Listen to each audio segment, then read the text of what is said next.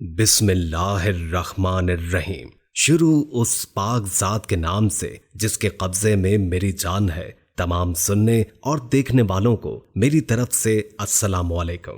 میں امید کرتا ہوں کہ آپ سب خیریت سے ہوں گے۔ میرے معزز دوستو، دعا ہے کہ اللہ پاک ہماری دوران گفتگو کمی بیشی یا غلطی کوتاہی اور زبان کی لغزش کو اپنی بے مثال رحمت کے ذریعے معاف فرمائے، آمین ثم آمین۔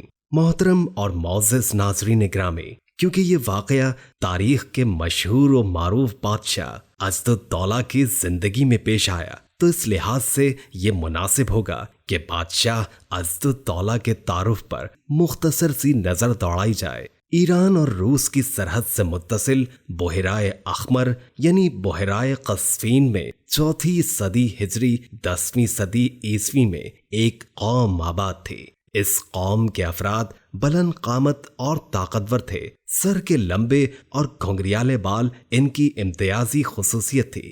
یہ بڑی بہادر اور جنگجو قوم تھی۔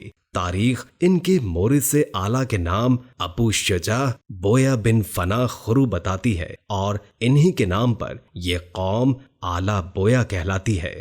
بادشاہ عضدالدولہ کا نام ابو شجاع فنا خرو، والد کا نام حسن اور لقب رکن الدولہ ہے۔ ابو شجاع نے 5 ذیقعد اور 324 ہجری بمطابق 24 ستمبر 936 کو ایران کے مشہور شہر اصفہان میں آنکھیں کھولی۔ بادشاہ عضدالدولہ کے دور کی نمایاں خصوصیت یہ ہے کہ ان کے دور میں علم کو عام کیا گیا، علوم کو ترقی دی گئی، صاحب علم لوگوں کی حوصلہ افزائی کی گئی، اور یوں مسلمانوں نے علمی لحاظ سے بڑی ترقی کی۔ بادشاہ عضدالدولہ کے تعارف کے بعد چلیے واقعے کا باقاعدہ آغاز کرتا ہوں۔ دوستو، یہ تھا اس بادشاہ کا تھوڑا سا تعارف۔ اب چلتے ہیں اپنی ویڈیو کی طرف، لیکن اس سے پہلے میری تمام نئے آنے والے دوستوں سے التماس ہے کہ ہمارے اس چینل کو سبسکرائب کر لیں اور ساتھ میں لگے بیل کے آئیکن کو بھی پریس کر دیں تاکہ ہماری نئی آنے والی ویڈیوز کی اپڈیٹ بر وقت آپ تک پہنچ سکے۔ اور دوستوں، درود پاک سے ہونے والی محفل میں شامل ہونے کے لیے اپنا نام کامنٹ سیکشن میں ضرور لکھیں تاکہ آپ ہماری درود پاک سے ہونے والی دعا کا حصہ بن سکیں۔ بادشاہ عضدالدولہ کے دربار میں ایک ترکی نوجوان کام کرتا تھا۔ اس کے ہمسائے میں ایک شریف گھرانہ آباد تھا۔ میاں بیوی نئے نئے شادی کے بندھن میں بندھے تھے۔ دیوار سے دیوار ملی ہوئی تھی۔ اتفاق کی بات، دیوار سے اینٹ گر پڑی یا اس ترکی نوجوان نے قصدن نکال لی۔ بہرحال دیوار میں سوراخ ہو گیا۔ اس ترکی نوجوان نے دیوار سے جھانک کر دیکھا، اسے ایک انتہائی خوبصورت عورت نظر آئی۔ اب اسے دید و بازدید کا ایسا چسکا پڑ چکا تھا کہ وہ پہروں سوراخ سے اس عورت کو دیکھتا رہتا۔ شروع میں تو اس عورت کو پتہ نہ چلا کہ کوئی اسے دیکھتا ہے، لیکن ایک دن اس کو پتہ چل گیا، یہ ایک ترکی نوجوان جو ہمارا ہمسایہ ہے، وہ ہمیں روز تاک جھانک کرتا ہے۔ عورت پاک دامن تھی۔ اس نے اپنے خاوند سے شکایت کی کہ یہ ترکی نوجوان مجھے روزانہ روز اس دیوار سے جھانکتا رہتا ہے۔ اس مکان میں میرے سوا کوئی اور نہیں ہے، اسی لیے لوگوں کو شک گزرے گا کہ میری اس سے شناسائی ہے اور میں اس سے باتیں کرتی ہوں گی۔ سمجھ نہیں آتا کہ اس سے چھٹکارے کے لیے کیا کروں۔ خاوند کو جب اس کی مذموم حرکت معلوم ہوئی تو اسے بڑا غصہ آیا کہ اس کی عزت پر ڈاکہ ڈالا جا رہا ہے۔ اس نے فوراً ایک منصوبہ بنایا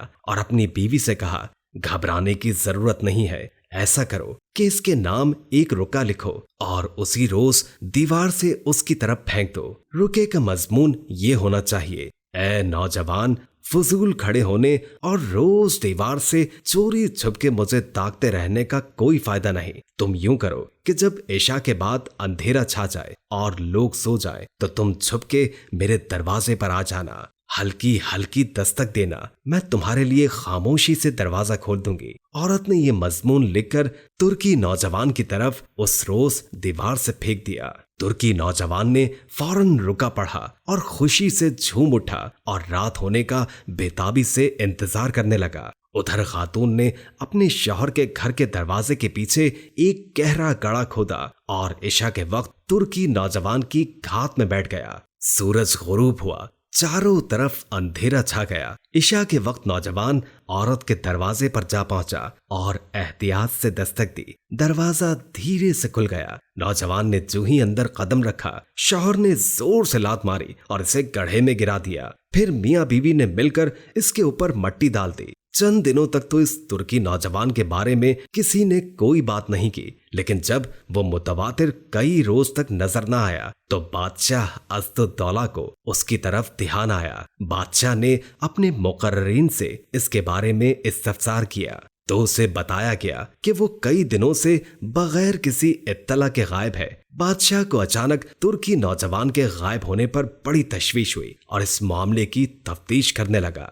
उसने उसकी रिहाइशगाह के करीब वाली मस्जिद के मौजिन को भेजा। मौजिन को सरकारी दरबार से बुलावा आया तो ये खबर पूरे मोहल्ले में फैल गई कि मौजिन को खलीफा ने तलब किया है। मौजिन हाजिर खिदमत हुआ। बज़ाहिर अज़्ज़ुद्दौला मौजिन से सख्ती से पेश आया, ताहम उसने जेब से 100 दिनार निकाले और कहने लगा, ये 100 दिनार लो और तुम्हें जो हुक्म दूं उसकी तामील करो। मौजिन ने अर्ज किया, हुक्म दीजिए, फौरी तामील होगी। अज़्ज़ुद्दौला ने हुक्म दिया कि जब तुम वापस जाओ तो इशा की आजान देकर मस्जिद के अंदर बैठ जाना। सबसे पहले जो शख्स आए और मेरी निस्बत पूछे कि मैंने तुम्हें क्यों तलब किया था तो सुबह उसके बारे में आकर मुझे तला देना। मौज़िन वापस आया और अज़्ज़ुद्दौला के हुक्म के मुताबिक आजान देकर मस्जिद में बैठ गया। आजान सुनते ही एक आदमी मस्जिद में दाखिल हुआ। ये वही आदमी था जिसकी बीवी पर तुर्की नौजवान बुरी निगाह रखे हुए था और जिसे उसने दरवाजे के पास गड्ढे में दफन कर दिया था। मस्जिद में दाखिल होते ही उसने मौजिन से पूछा, मेरा दिल तुम्हारी ही तरफ लगा हुआ था, बताओ खलीफा ने तुम्हें क्यों बुलवाया और वो तुमसे क्या मालूम करना चाहता था। मौजिन ने बताया कि कोई खास बात नहीं, अज़्ज़ुद्दौला ने मुझसे बहुत ही अच्छी बात की है। सुबह होते ही मौजिन मस्जिद से निकला और अज़्ज़ुद्दौला की खिदमत में हाजिर होकर उस आदमी के बारे में इत्तला दी। अज़्ज़ुद्दौला ने फौरन उस आदमी को बुला भेजा। कुछ देर के बाद वो आदमी अज़्ज़ुद्दौला के दरबार में हाजिर हो गया। वो घबराया हुआ था। अज़्ज़ुद्दौला ने उसे देखते ही पूछा, तुर्की नौजवान का क्या किस्सा है। वो बोला, हुजूर आपने उस तुर्की नौजवान के बारे में पूछ ही लिया तो मैं आपको बिल्कुल सच बताता हूँ। बात दरअसल ये है कि मेरी बीवी पर्दा नशीन और पाक दामन खातून है। ये नौजवान हमारा पड़ोसी था। वो मकान की दीवार से उसे देखता रहता था और वरगलाने की कोशिश कर रहा था। दीवार के साथ सिर्फ मेरा ही घर है और इसमें सिर्फ मेरी बीवी ही रहती है, इसलिए वो इस बात से बहुत परेशान थी कि अगर किसी को इसकी ताक झांक का हाल मालूम हो गया तो वो यही समझेगा कि वो भी इस नौजवान की खबासत में बराबर की शरीक है। ये मेरी इज्जत पर हमला था, मैं बर्दाश्त न कर सका, लिहाजा मैंने उसे ठिकाने लगा दिया। उस शख्स ने मुख्तसर तौर पर तुर्की नौजवान को गड्ढे में दफन करने की वो बात भी सुना दी। अज़्ज़ुद्दौला ने इसकी सारी गुफ्तगू सुनने के बाद फरमाया, जाओ अल्लाह के सुपुर्द हो। ना लोगों को इस बात की कोई खबर हुई और ना हम ये राज अफशा करेंगे। नाज़रीन इकराम, अल्लाह से दुआ है कि अल्लाह पाक न सिर्फ हम सबको बल्कि हमारी नई नस्लों और तमाम आने वाली नस्लों को ताक झांक जैसी बुराइयों से महफूज फरमाए और हम सबको अपनी नजरों की हिफाजत करने वाला बनाए। आमीन सुम्मा आमीन।